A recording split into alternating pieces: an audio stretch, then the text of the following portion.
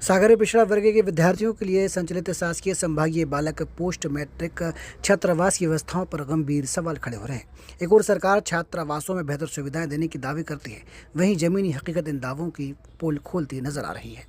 सागरी तिरी क्षेत्र स्थित शासकीय संभागीय पिछड़ा वर्ग बालक पोस्ट मैट्रिक छात्रावास में चारों ओर अव्यवस्थाओं का आलम देखने को मिला। छात्रावास के मुख्य द्वार से ही गंदगी का सिलसिला शुरू हो जाता है। परिसर में जगह जगह कचरा फैला हुआ है और विद्यार्थियों के कमरों के बाहर भी साफ सफाई की स्थिति बेहद खराब नजर आई। छात्रावास के बाथरूम और शौचालयों की हालत और भी चिंताजनक है। यहाँ बदबू इतनी अधिक है कि कुछ मिनट खड़े रहना ही मुश्किल हो जाता। कई शौचालयों के दरवाजे टूट चुके हैं, जबकि 2 शौचालयों पर ताले लटके हुए मिले। हैरानी की बात यह है कि बड़ी संख्या में विद्यार्थियों की क्षमता वाले इस छात्रावास में उपयोग के लिए केवल एक ही शौचालय उपलब्ध मिला। पानी की समस्या भी यहाँ गंभीर बनी हुई है। छात्रावास की छत पर रखी गई पानी की एक टंकी क्षतिग्रस्त पड़ी है, जबकि अन्य टंकियों में गंदा पानी भरा हुआ दिखाई दिया। ऐसे में विद्यार्थियों को स्वच्छ पेयजल और दैनिक उपयोग के लिए पर्याप्त पानी मिल पाना भी एक बड़ी चुनौती बन गया है। छात्रों के अनुसार अधीक्षक के पास इस छात्रावास के अलावा जयसिंहनगर और पास स्थित अन्य छात्रावास की जिम्मेदारी भी है, यानी एक ही अधिकारी पर 3 छात्रावासों का प्रभार है। ऐसे में व्यवस्थाओं की निगरानी और संचालन पर सवाल उठना स्वाभाविक है।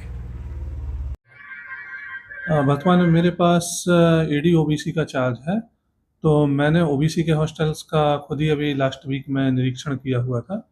तो उसमें कुछ कमियां हैं, वास्तव में हैं, तो उनके सुधार के लिए निरंतर प्रयास चल रहा है। मैंने ईपीएचई और ईपीडब्ल्यूडी के लिए पत्राचार किया हुआ है और आज ईपीडब्ल्यूडी की टीम पहुंची भी है, तो उसमें प्राक्कलन बन गया है और जैसे ही शासन से बजट आएगा तो उसमें काम सुधार करवाया जाएगा। साथ ही अपने निजी स्तर पर भी मैं उसमें ध्यान दे रहा हूँ।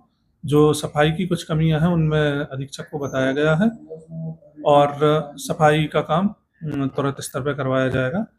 और जो कुछ छोटे मेंटेनेंस के काम हो सकते हैं उनमें जो बजट की उपलब्धता के आधार पर उनमें भी सुधार करवाया जाएगा। हाँ, इसके लिए मैंने ईपीएचई को बोला है और आज कुछ प्लम्बरिंग का काम लगभग हो गया है। लगभग 90% तक प्लम्बरिंग का काम हो गया है, तो पानी की सुविधा तो बहाल हो जाएगी। और मैंने यह वैसे टीएल में भी रखा हुआ था, तो उसके बाद तुरंत उसमें सुधार हुआ है।